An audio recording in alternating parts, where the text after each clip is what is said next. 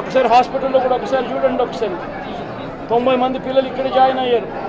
మధ్యాహ్న భోజనం పథకం సరిగ్గా జరగడం లేదు.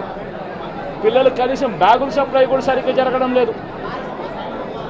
ఇచ్చేటోడు ఎవడు ఇవ్వడం లేదు సరిగ్గా ఏది వ్యవస్థ అనేది ఏది సరిగ్గా జరగడం లేదు. వ్యవస్థను గాడిలో పెట్టండి.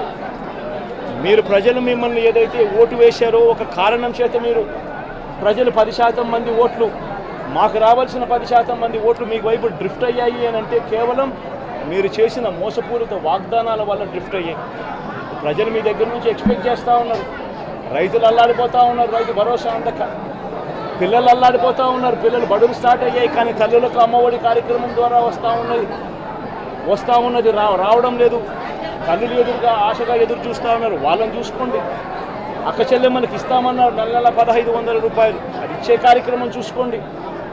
ఇంటింటికి ఉద్యోగం అన్నారు, ఉద్యోగం ఇవ్వకపోతే 3000 రూపాయలు ప్రతి ఇంటికి నిరుద్యోగ వృత్తి అన్నారు. ఆ పిల్లలందరూ ఎదురు చూస్తూ ఉన్నారు, మీరు ఎప్పుడెప్పుడు ఇస్తారు 3000 రూపాయలు నిరుద్యోగ వృత్తి అని. అది చూసుకోండి.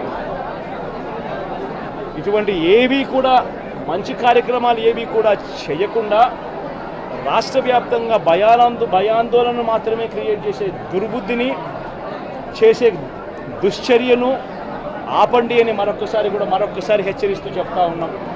శిశుపాలను పాపాలు పండినట్టుగా వేగంగా జరుగుతూ ఉన్నాయి. తన పాపాలు పండడం అన్నది కూడా తను మర్చిపోద్దని సందర్భంగా మరొక్కసారి చెప్తా ఉన్నాం.